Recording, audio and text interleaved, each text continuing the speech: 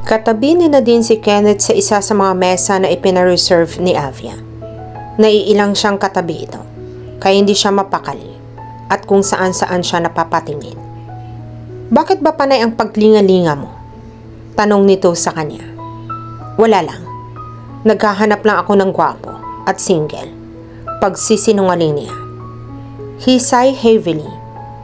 "Ako lang ang single at gwapo rito. Kaya wag ka nang umasa na may iba ka pang makikita. Mga ngawit lang iyang neck muscles mo sa kakalinga," sabi nito. "Single ka lang pero hindi ka gwapo." Tumaas ang isang kilay nito. "Talaga? Napakasinungaling mo talaga." "Ayun, may gwapo," sabi niya. Sinundan nito ng tingin ang tinitingnan niya. "Yang kulukoy na yan, gwapo. Tapos ako, pangit? Nasaan ang taste mo?" Hindi makapaniwalang tanong nito. "May naaamoy akong selosan," komento ni Avia. Napasimple pala silang sinusulyaman. "Anong selosan?" Pabirong tanong ni Kaya. Napalingon sa kanilang iba pa nilang kasama at nangiintriga ang mga tingin ipinukol sa kanila. "Nax, nagbabanta na si Kenneth. Natututo ka ng magsalita," ani ni Mia. Natawa ang mga kasama nila at umani sila ng iba't ibang tujuhan mula sa mga ito. "Mukhang busted lang ang kakalabasan," komento ni Georgina. "Gusto mo ng tip sa panliligaw?" Alok ng sorjo na si Lay kay Kenneth. "May alam ka ba roon, Lay? Di ba ikaw naman ang niligawan nitong si Georgina?" Sabad ni Maiko, na nagpatawa sa lahat. "Kay Kenneth ang spotlight, hindi sa akin," reklamo ni Lay sa smug na mukha. "Sige, ibalik kay Kenneth ang spotlight," ani ni Karya na parang nangunguna sa himagsikan. "Get lost, people," malakas na sabi ni Kenneth. Halatang napipiko na ito dahil namumula na ang pisngi nito. Ngunit tinawanan lang ito ng mga kasamahan nito. He looked like a little boy who got in a bad mood for getting teased. "Bakit nakasimangot ka na naman?" tanong nila din kay Kenneth. Natahimik lang sa isang tabi. Nasa dance floor ang mga kasamahan nila. At silang dalawa lang ang naiwan sa mesa nila. Wala kasi siyang hilig sa pagsasayaw dahil parehong kaliwa ang mga paa niya. "Wala. Nagalit ka ba dahil tinutudyo ka nila sa akin?" "Sorry. Hindi ko rin naman gustong tinutudyo ako sa iyo." Aniyang nakatingin sa isang baso ng alak. Binalingan siya nito. Nakakunot ang noo nito. "Do you think I'm mad because they're teasing us?" "Oo," sagot niya sabay tango. He sneered. "Yeah, right. Bakit ka nag-iisa rito? Ang daming chicks." Ininguso pa niya ang mga babae sa bar. Nagusot ang mukha nito. "Do I look like I'm interested in any woman?" Nagkibit balikat siya. Lahat ng lalaki mahilig sa babae. Circumstances change people, and that includes their preferences, capabilities, and even their lives, sagot nito. Parang may pinanggagalingan iyon dahil na tila may sakit na gumuhit sa mukha nito nang sabihin ang mga katagang iyon. "Ang simple ng tanong ko, ang lalim ng sagot mo," sabi niya at saka pumalata. Sa kabila ng kawalan ng liwanag, ay nakita niya ang pait sa mukha nito. "Don't mind me. Kung ano-ano lang minsan ang lumalabas sa bibig ko. Alam ko iyon, Dok. Kaya nasanay na ako sa mga pagiging weird mo." Aniya't sa kanginitian ito. "You think I'm weird?" Itinuro nito ang sarili. "Yes," sagot niya. "Weird people aren't normal, right?" "Huh?" "Well, yes. Maybe." Hindi siguradong sagot niya. Ano ba kasi ang mga tanong nito? Humigpit ang hawak nito sa baso nito. At inubos iyon bago siya sinagot. "Well, you're right. I'm not normal so you can call me a weirdo. Okay lang yan. Hindi naman halatang abnormal ka." Biro pa niya. Hindi ito tumawa sa biro niya. Sa halip ay parang naging malungkot ang anyo nito. It's not okay na din. It was never okay. Mahinang sabi nito.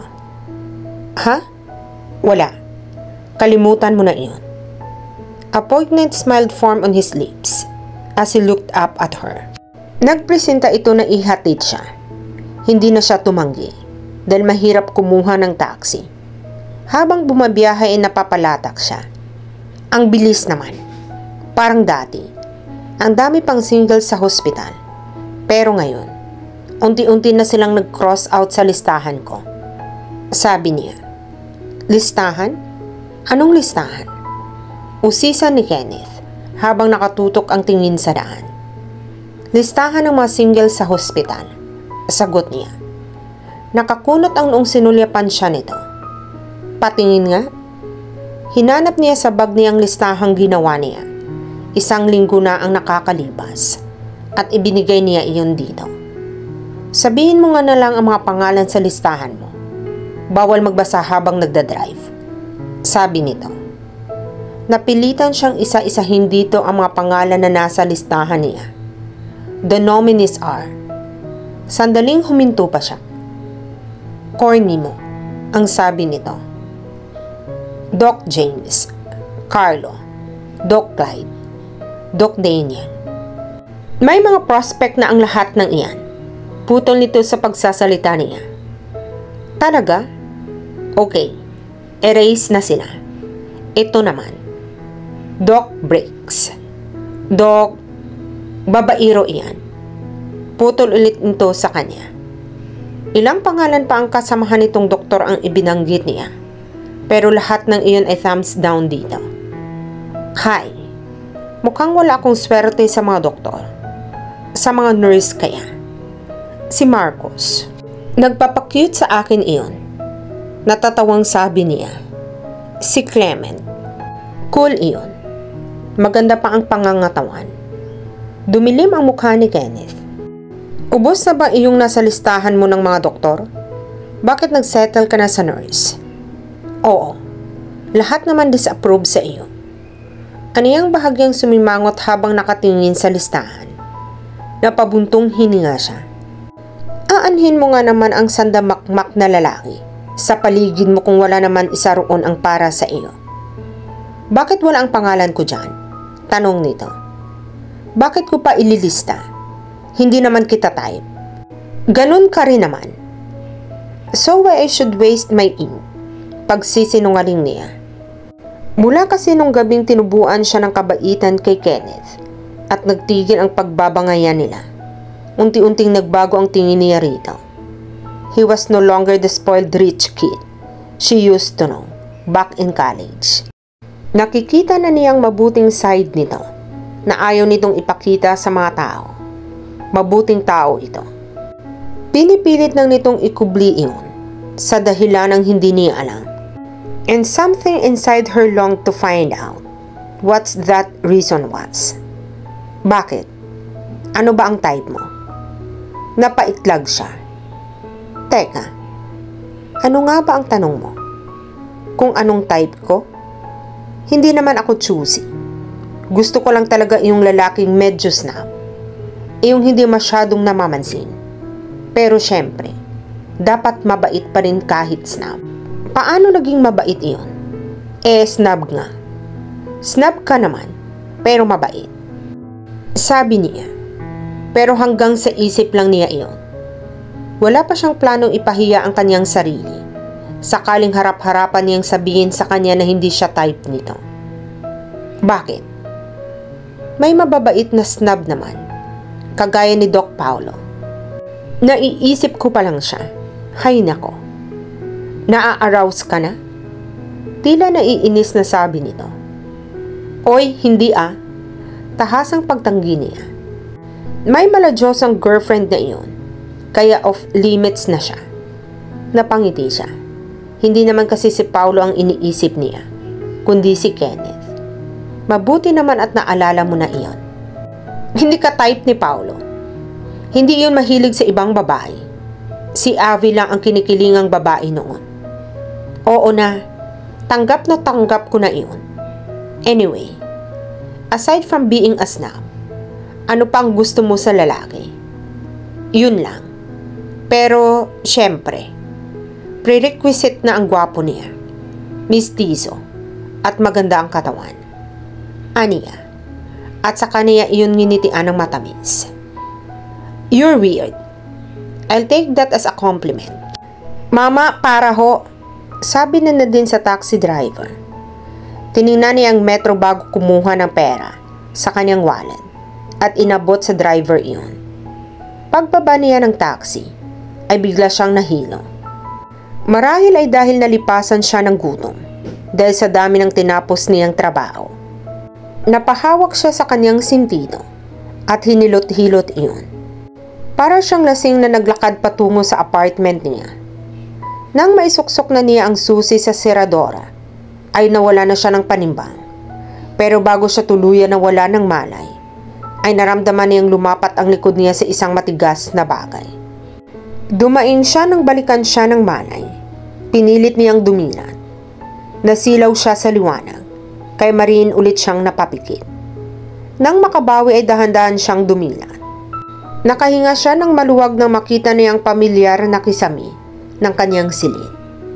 Maya-maya ay natabunan na iyon ng maamong mukha ni Kenneth. Napabalikwas siya ng bangon. Kaya nagbungguan ang mga ulo nila. Napahawak siya sa nasaktang noo niya. Ganoon din si Kenneth na nakaupo sa gilid ng kama niya. Sorry, hinging paumanhin niya. Ngumiti ito ng alanganin at saka din naman ito ang noo niya. She felt his hand caress her sore forehead, slowly easing her pain away.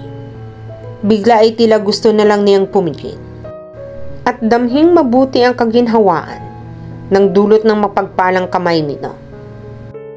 Hindi ko lang alam kung lapitin ka ng aksidente o clumsy ka lang talaga, sabi nito. Napadilat siya at nang haba ang nguso nito. Nakalimutan ko lang naman kumain kanina, kaya medyo nahilo ako. Sabi niya, bakit ka nagpalipas ng gutom? Matigas ang boses na tanong nito. Sa himig nito ay parang isang malaking kasalanan ang ginawa niya. Bakit ikaw? Hindi ka ba nagpapalipas rin ng gutom? Na-admit ka nga dahil doon. Kaya pareho lang tayo. Kahit na. Valid naman yung reason ko. Iyong sa iyo. Purely negligence on your part. Sabi pa nito. Para siyang bata na kailangan ng lecture sa pangangalaga ng sarili. Bumalik na naman niyang sungay mo. Nangangatib ang ulo mo kapag wala iyan? Pang-aasar niya rito para makabawi. Tinutulungan na nga kita, pero hayan ka na naman at nang iinis. Anitong nagkamot sa ulo. Sino nga bang unang nang inis? Sabi niya. Sabi ko nga ako. Nakasimangot na sabi nito. It made her want to punch his beautiful face. Paano ay naging katakam-takam ito sa pagkasimangot nito?